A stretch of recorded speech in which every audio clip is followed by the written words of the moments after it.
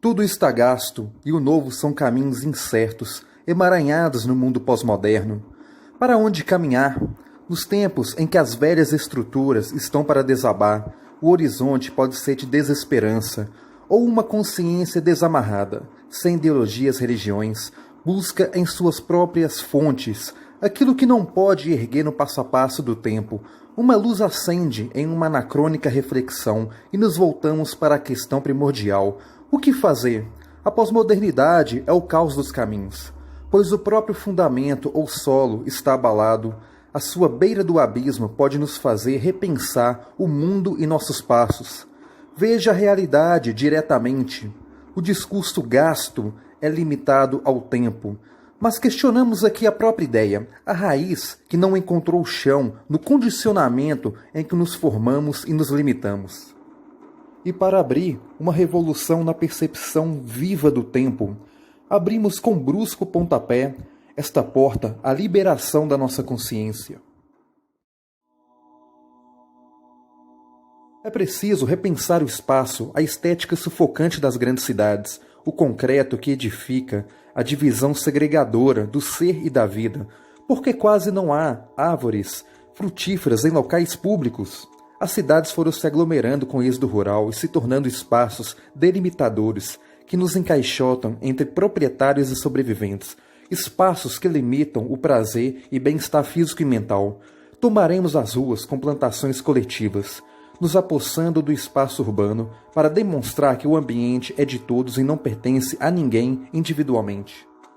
Ocupar os espaços vazios, clandestinamente se preciso, plantar nos muros, nas calçadas, nos telhados, árvores frutíferas ao alcance de todos, dando a comprovação de que a natureza tem muito mais a nos dar do que a pressão do capitalismo que nos obriga a competir interminavelmente. Mas para isso é fundamental crer na cooperação, que se nutre do poder multiplicador da natureza. Há muitas possibilidades de organização popular a partir de hortas urbanas. Uma via mais clara à ação direta. A pós-modernidade pede por realidade. Não a estrutura dos discursos. Mãos na enxada, camarada. Romperemos este concreto como os bárbaros no sufocante mundo civilizado. Um instinto anárquico e selvagem, livre da rede burocrática do Estado, que legitima a desigualdade social e sua decorrente miséria. Uma sociedade em emancipação só pode se desenvolver em seu elo orgânico de livre associação, e não por convenções impostas, mas em povos, tribos ou associações do que espaços arbitrariamente delimitados. Damos aqui valor à conexão com a terra e não a cercados.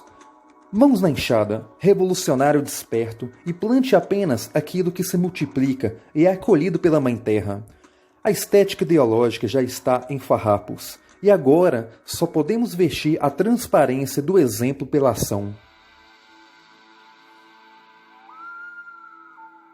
Não buscamos aqui uma reforma dentro das estruturas viciadas do Estado. Querer poder abarcar todo o seu mecanismo repressor e transformá-lo com boas intenções é mera ilusão e muitas vezes más intenções veladas. Partindo de experimentos negadores do sistema, buscamos ações revolucionárias, como um câncer a se expandir. A pós-modernidade requer o exemplo e não mais discursos totalizadores, que uma célula, no caso a cancerígena e anárquica, contagia as outras gradualmente.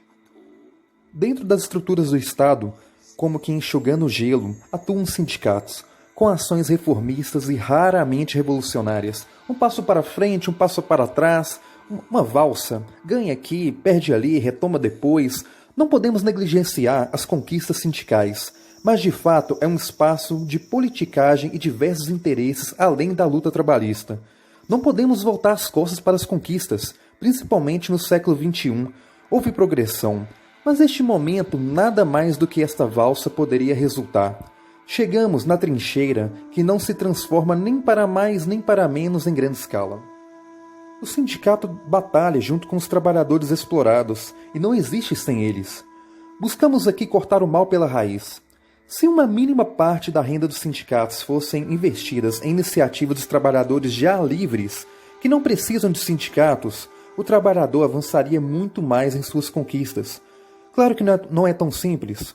Como estamos falando de um câncer, é preciso que ele saiba também usar a energia das células inimigas, e é preciso alguma renda para tal façanha. A essência de todo este movimento está na necessidade em se abrir cooperativas em meio à sociedade capitalista clientelista. É interessante que iniciemos por cooperativas que redistribuam os meios e recursos de produção da vida diária em organizações comunais, padarias ou qualquer meio de comércio e produção voltados para a própria comunidade. O cooperativismo é o ideal, assim como o desafio de trabalhar a nossa humanidade e que não é simples dentro da sociedade capitalista. O cooperativismo é uma arte necessária no mundo pós-moderno, algo a se inaugurar efetivamente, embora haja bons exemplos no mundo. Vale rechaçar também a via partidária como revolucionária. O partido existe dentro do Estado e geralmente se amortece neste. Estamos pensando na unidade, na ação emancipadora independente de esquerda, direita, ideologias ou qualquer rótulo sagrado sobre a subjetividade jorrante do microcosmos comunal. O cooperativismo requer a integração direta entre propostas e ações horizontais, não a hierarquia supostamente democrática do esqueleto estatal. Basicamente, a princípio se necessita de duas vias que costumam ser obstáculos à emancipação. O primeiro é os recursos financeiros iniciais. Com alguns impulsos iniciais, vaquinhas solidárias de diversas fontes, se destinaria a cada núcleo de trabalhadores em emancipação a missão moral de se retribuir um valor semelhante a outro núcleo que necessite dos mesmos recursos para se formar. O segundo é o conhecimento técnico de gestão. Um núcleo de externos e dos próprios envolvidos no processo que compartilhe o conhecimento produtivo é fundamental para o avanço progressivo deste câncer rebelde. Não como o padeiro que guarda as 7 chaves do seu segredo, mas cooperativas abertas a todos que queiram aprender na prática o processo de produção. E mãos à obra. Ao nos apropriarmos progressivamente dessas redes livres de produção, resta pensar em uma nova forma de se relacionar. Trocamos a burocracia sindical pelo mutualismo. Que fique claro a necessidade de não se negociar direitos, mas de produzir progressivamente e independentemente a autossustentabilidade.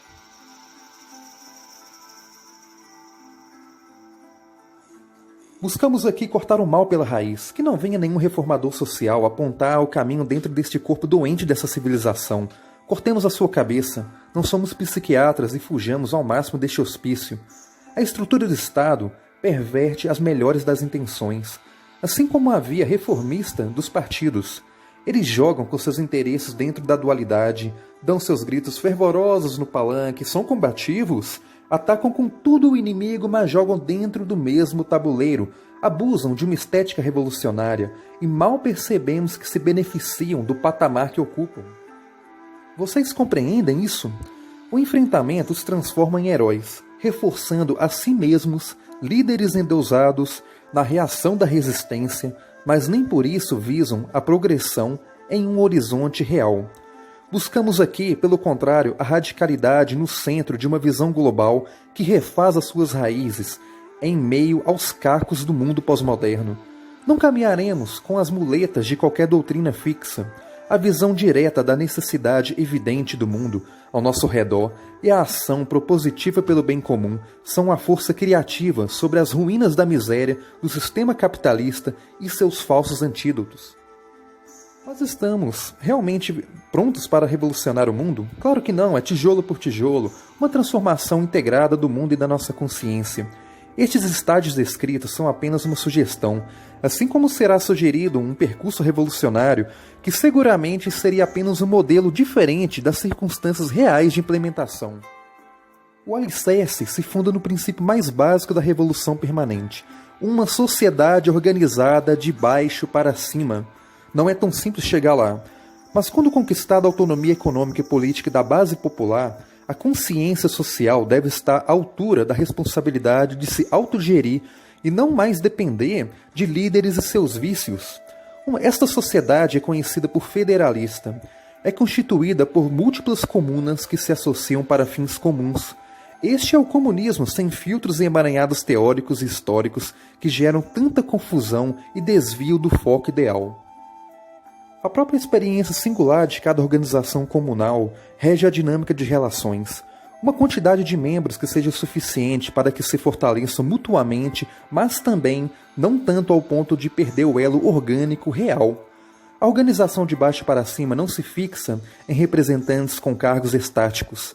Há uma rotatividade e meras funções delegadas para determinado fim em que todos da organização já compreenderam seu direcionamento, e outra pessoa poderá a qualquer momento representá-la em outra ocasião. O federalismo libertário respeita a singularidade, mas não impõe um isolamento, algo que ocorre entre governantes e governados, e sim costura, de baixo para cima, associações e órgãos que as pequenas associações não dão conta de realizar pelos seus próprios membros.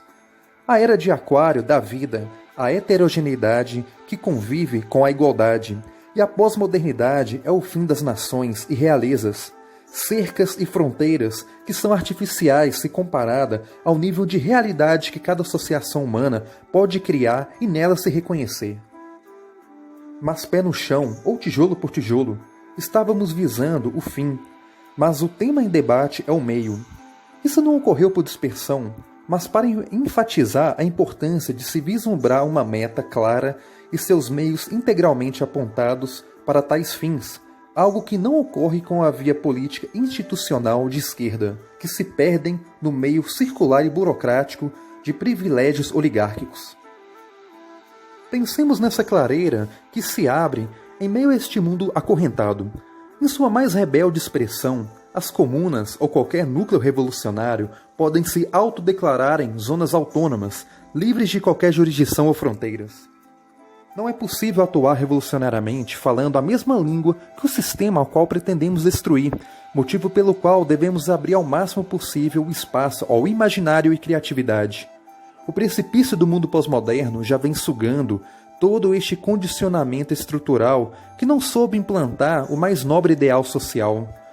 E seus discursos ainda vestem esses pavões que na verdade são palhaços para quem sabe enxergar. Voltamos aqui ao simples, e sua consciência após desanuviar todo o peso de ideias e conceitos densos, historicamente acorrentados. É preciso deixar um vazio onde ocupa o poder. A centralização do poder, dentro deste condicionamento de vidas e ideais petrificados, reformula o mesmo em versões diferentes. Faz dos socialistas e todas suas versõezinhas da política institucional ditadores piores do que seus ditos inimigos. A eterna dúvida filosófica a respeito do conceito de comunismo, e por isso uma intuição originária e viva do mesmo pode florescer, pois o mundo é movimento, e por isso estamos aqui mais voltados para a dinâmica da relação do que para a estrutura fixa da ideia.